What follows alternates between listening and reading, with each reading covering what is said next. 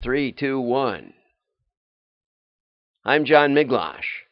This is 10 at 10, sponsored by the Wisconsin DMA and the International Society for Strategic Marketing. And off we go. So, the first thing I'd like to do is Coke has announced a new ad, a new flavor for the first time in 12 years. So let's see what they're up to. Let's have a little bit of fun here.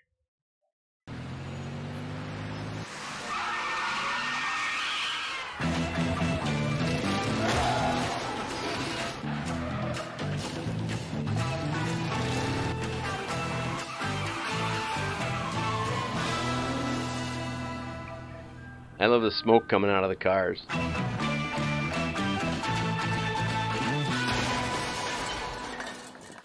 Orange vanilla Coke. Yeah, you heard that right. Like a dreamsicle, I guess. Sounds like fun to me. Anyway, we'll move on. I just want to start with something fun. Okay, so YouTube announced today that they pulled the ads from anti-vaccine videos. I don't know exactly where I stand on this. When my daughters were in junior high-ish, they came out with a vaccine against a certain kind of woman's cancer. And my understanding is that though they urged everyone to get all the girls to get vaccinated, it actually had some downsides that were discovered years later and did not prevent the cancer that they were trying to do. So, I'm not all in 100%, but I do remember the polio vaccine and getting that, and that saved a lot of lives. So, I have a healthy skepticism, and yet YouTube decided to pull all the ads and demonetize all of the anti-vaccine rhetoric. I kind of think it's okay to have a dialogue. I don't know. I haven't watched any of those videos, but they're basing it on the idea that if the anti-vaccination ads get traction, we'll see an increase in measles and other diseases that really have been essentially stomped out. Now, but the danger, of course, is that, like St. Aquinas said, that a heretic, bad theology, is more dangerous than a murderer because bad theology can damn you forever, whereas a murderer can only kill your body. So perhaps I should write to YouTube and suggest that I review all theological content to make sure that it's orthodox. That'd go over like a lead balloon. But anyway, there you see my point. My point is it's difficult to say who's right. And, the medical community didn't understand why babies born in hospitals had lower survival rate than babies born from midwives. This is back in the 19th century. Not realizing that the doctors were doing autopsies in one area and then were immediately delivering babies. And it took like 50 years for the idea to catch on that maybe doctors should wash their hands in between projects. So, the common wisdom isn't always right. On another note, okay, so in that light, because the drug companies were bothered that their ads were being featured next to the anti-vaccination ads, here's an article from Stephen Dolan talking about steps you can take to keep your advertising safe from fake news. And what I want, I don't know all of what he's talking about here because I haven't placed programmatic advertising. But the idea is that we're letting computers decide where to bid on ads. We're letting computers find, like what we used to call run of press, spots that were open, bid on them, put the ad in, like all super fast. The idea was that we could save some money. Of course, you have to buy a service that does that for you. So you've introduced another level of distribution, if you will, which is what Bob Hoffman was talking about last week when I cited his article. But just follow along. Domain level protection is not enough.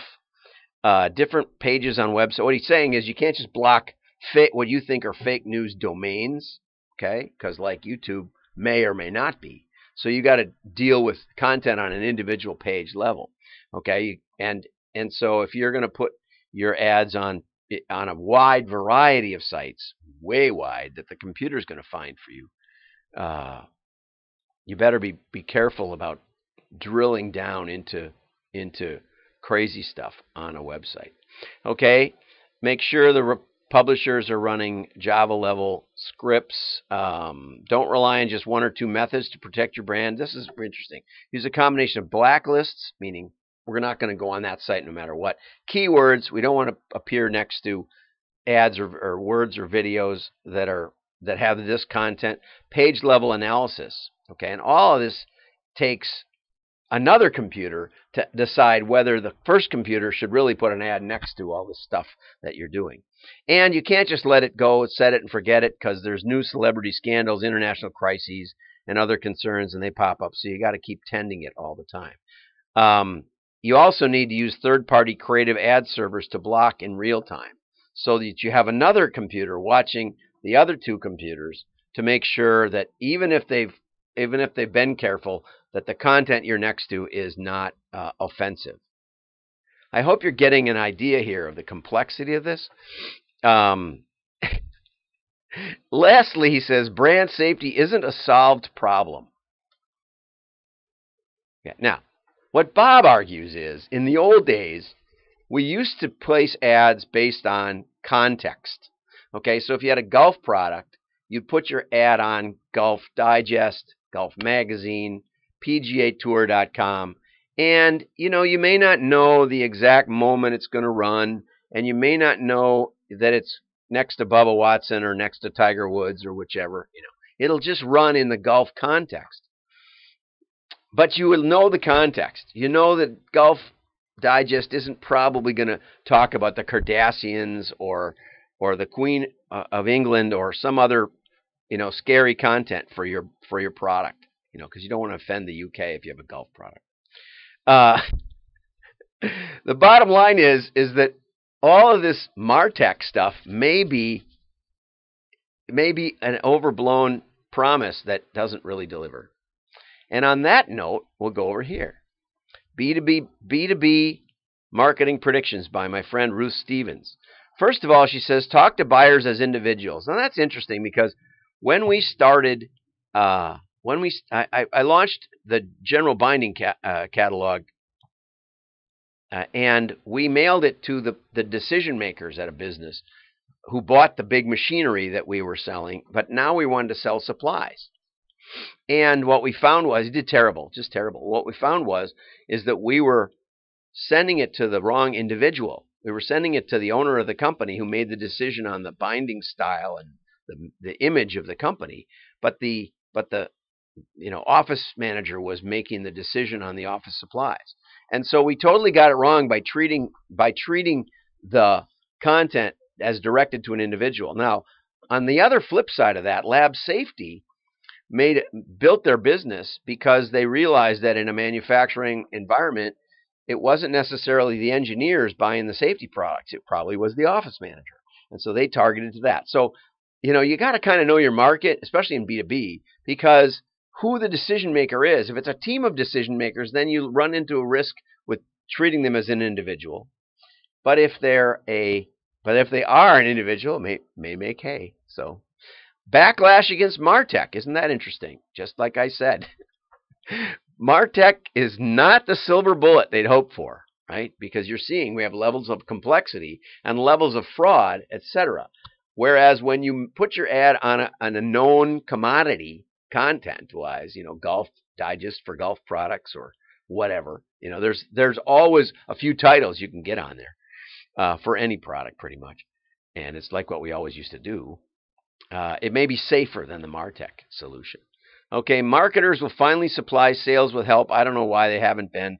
I highly recommend The Machine. It's a book about how to get salespeople out selling. It's really good, called The Machine. It's easy to find. Okay, or write me. Chatbots. This was an interesting one. Chatbots give you a third method for turning your website into a lead generator.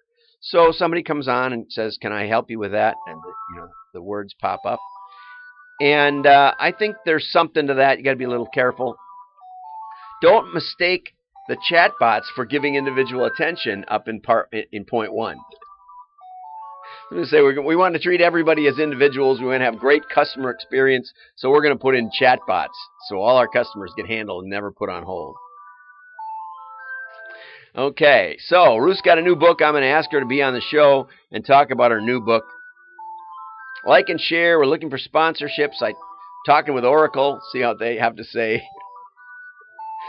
Like and share.